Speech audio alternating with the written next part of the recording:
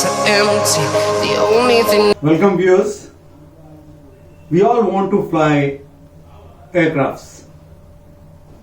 And if you wish to fly aircrafts in the Indian Air Force, Indian Army, Indian Navy, or even in Coast Guard, you need to qualify the CPSS test, the Computerized Pilot Selection System.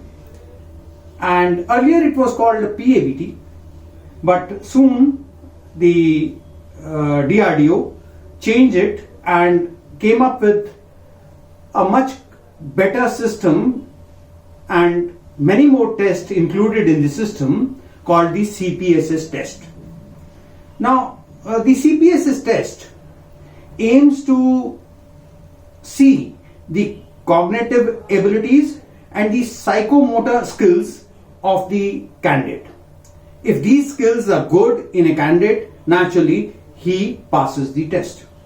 However, many of our candidates who are going to appear in the CPSS test have a little bit of anxiety about what kind of test they would be, how long it would take them to complete these tests, and should they prepare for these tests. The answer is yes, you should prepare for these tests, and in today's video I will go one by one over all these tests, because the number of tests in the cognitive ability itself is 6. Therefore, this video is going to be long. So, the first part of the video will address the cognitive ability test and how you can do them, some examples. And the second video, I'll come out with it later, will address the psychomotor tests. It is true that any candidate is allowed to appear in a CPS test only once, and when the candidate passes or if he fails, the data is stored in the centralized database, so that when the candidate goes to any SSB again, whether he has passed the PABT test or the CPSS test or not, is available with the SSB. Another thing that we have to keep in mind is that it is not necessary that only if you are going for Indian Air Force and to be a pilot, then only the test is taken. Even if you want to be a pilot in the Indian Army or Indian Navy or Coast Guard, after your SSB they will send you to a Air Force selection board where you can appear in the CPSS test. Let us learn about the CPSS test in detail now. This test is taken in two parts: the cognitive testing and the psychomotor testing. The cognitive tests are conducted on a computer console which is fitted in a desk. This computer console has a numeric pad so that you can select the numbers, and you have to answer 212 questions in about 2 hours 30 minutes. So in all there are going to be 6 tests containing 212 questions to be answered in nearly 2 hours 30 minutes. So let's see the first cognitive ability test. The first test in the cognitive ability testing is the instrument battery test. In short, it is also called INSB 1. Now, in this test, aircraft meters and dials will be shown to you. Questions will be based on these aircraft meters and dials, and through multiple choice you will be able to select your answers on the computer console. In order to familiarize you with the kind of dials which are going to be shown to you, let me first talk about the airspeed indicator which is fitted in the aircraft. As the name tells you, this indicator gives you speed of aircraft. So there is one needle, and the needle is going to show you aircraft speed in either knots or miles per hour. It's fairly simple to read, and if you see the picture, you will be able to make out. The next instrument that we are going to talk about is artificial horizon. The artificial horizon gives you the pitch of the aircraft, that is the nose up or down of the aircraft, which is called tilt, or the roll, that is wing tilting to right or left of the aircraft. So in the instrument as shown in the picture, we will see light gray color that indicates the sky, and the dark gray color indicates the ground, and the orange and white line indicates the flight of the aircraft. So if the orange and white line is parallel to the ground, the aircraft is flying level with the ground. Next, let us see the altitude indicator. The altitude indicator, as the name signifies, gives you the altitude of the aircraft above the mean sea level, that is the height at which the aircraft is flying. And when you see the picture, you will see that the altitude indicator has two hands, just like the hands of a clock. The smaller hand gives the reading in thousands of feet, and the larger hand gives the reading in hundreds of feet. And the sum of the small hand and the larger hand gives the altitude of the aircraft. The next instrument that we are going to see is called the turn coordinator. It has two things. The first one is there's the aircraft replica, which gives you the roll of the aircraft, and the second one, there's a ball in a tube. There is a liquid filled and the ball is there in the center. That gives you whether the ailerons and rudders are being applied onto the aircraft correctly or not. Otherwise, the aircraft skids. The next instrument that we are going to talk about is the compass. Compass, all of us know, gives the heading of the aircraft. Now, just to simplify it, they do not write the 3-digit heading, that is 300 or 090. They just write 2-digit heading. We have to add 10. So if the aircraft is flying north, then the aircraft would be doing 000.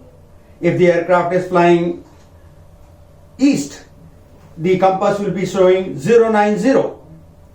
If the aircraft is flying south, the compass would be showing 180. And if the aircraft is flying west, the compass would be showing 27, which means 270. That is an aircraft flying west. The last instrument that I am going to explain is called vertical speed indicator. As the name suggests, it shows you the rate at which the aircraft is climbing or descending. So the aircraft rate of descent is given in feet per minute, or the ascent is given in feet per minute. Let us now see a few examples one by one so that we understand how to read the instrument.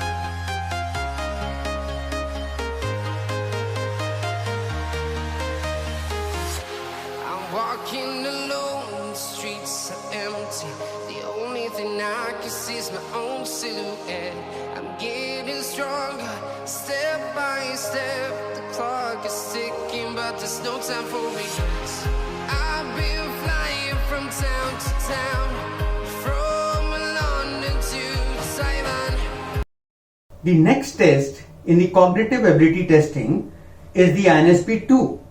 In this test, you will be shown aircraft instruments, and the multiple choice question will contain the position of the aircraft. That is, how will the aircraft look like when the instrument are showing these positions. Let us remember that the aircraft nose will be painted white and the tail will be painted black.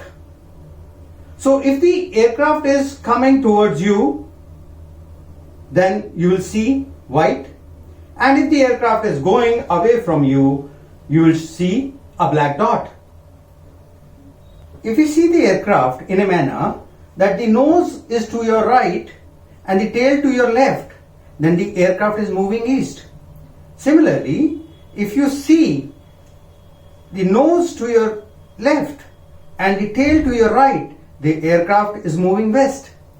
Whenever the aircraft would be moving north, they will show the black tip of the aircraft.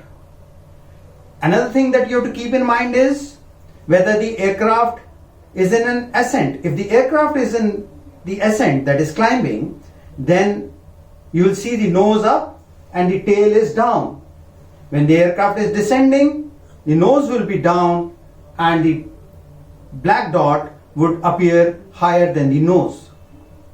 Similarly, the bank of the aircraft, now the aircraft is in the left bank or is turning left, and when the aircraft is banking to the right, the aircraft would be turning to the right.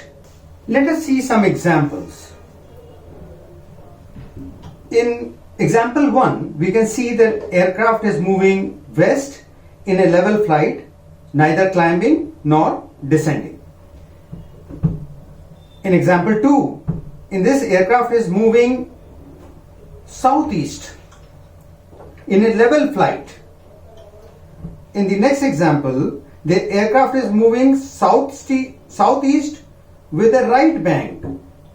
However, it is neither climbing nor descending. In the next example, the aircraft is moving southwest with a left bank and descending. Now, you need to answer the questions similar to the ones that you are going to get in your CPSS test. So let us see the next picture.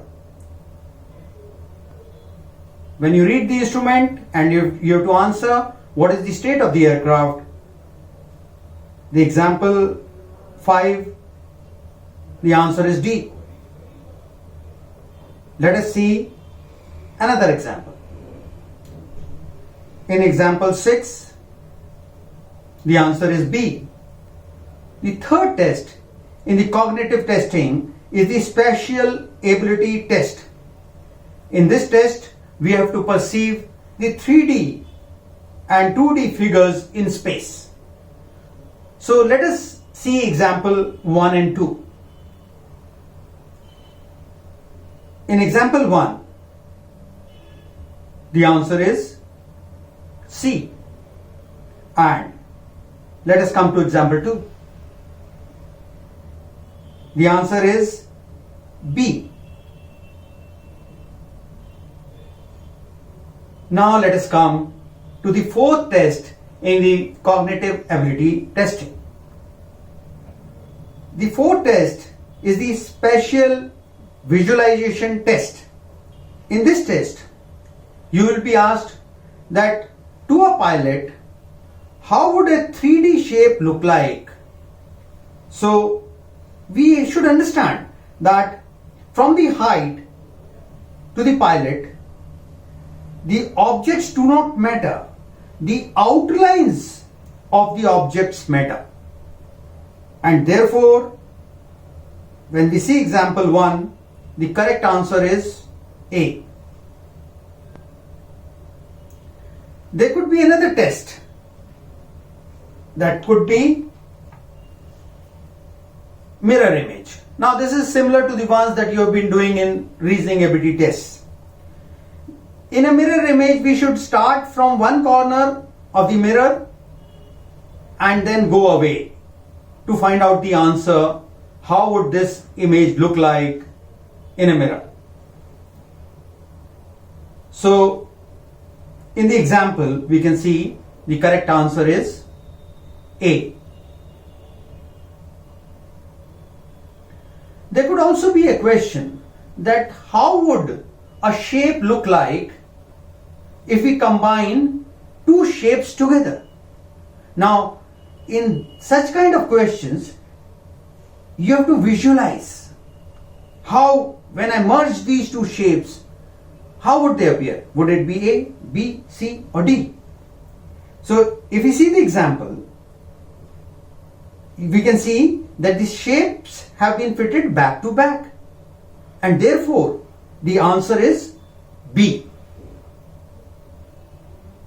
And the question could also be, if the figure is folded into a cube, what would be the given shape be like? So we have done this in reasoning ability test when we fold the shapes, folding paper test. So keep the folding figure in your mind and then think. So naturally, if we see an example, we'll see that there is an if we fold this figure through the dotted lines, you will get an answer, and the answer would be D. The fifth test in the cognitive ability testing is the numerical reasoning test. Now, this is similar to the ones that we do in our OIR preparation. So I would suggest to my viewers that they must do this test not separately but with their OIR preparation. So quantitative and aptitude questions from class 8 to 10th can be practiced, and you will be good to do these tests. And of course the questions will be in a multiple choice format. You have to select the right answer. And here it is prudent to mention that you should memorize some formulae, because when you memorize formulae, you will be that much faster and accurate. For example, let us see a short trick on questions on basic percentage. Now, if you are asked to take out percentage of a number, say 25%, 50% or 75%, it's very simple, 1/4, half or 3/4. But if it is say 76% of a number, it's not different. You find the 3/4 of the number and add 1% of the number and you get your 76%. So such kind of short tricks you will have to practice. Now let us come to the sixth and the last test of the cognitive ability testing, and that is reasoning ability test. In this test, 30 questions have to be completed in 15 minutes. That means you are going to get about 30 seconds for each question. There will be questions of verbal reasoning, and there will be questions of non-verbal reasoning. So let us now see an example of verbal reasoning question. So I am not going to dictate this question. You can see it on in the picture, and it is fairly simple to find out using algebra the right answer. The right answer is going to be the age of the mother is 50 years. Next, let us see the non-verbal questions, similar to the ones that we have been practicing for OIR, Officer's Intelligence Rating Test, and we will see some examples. For example, there is a problem figure and there are some answers figures. We can see that the first figure in the problem figure, and then we see that a line is being added in every subsequent figure, and therefore the answer is 3. Let us now see example 2. The solution is given in the picture. You just pause and see, you will be able to do it yourself.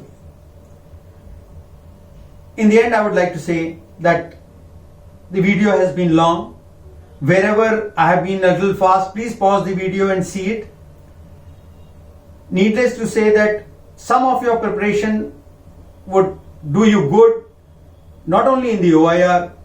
Similarly, OIR preparation will do you good in the CPSS cognitive ability testing also. In my next video, I'll come out with the psychomotor tests. Thank you. Getting stronger.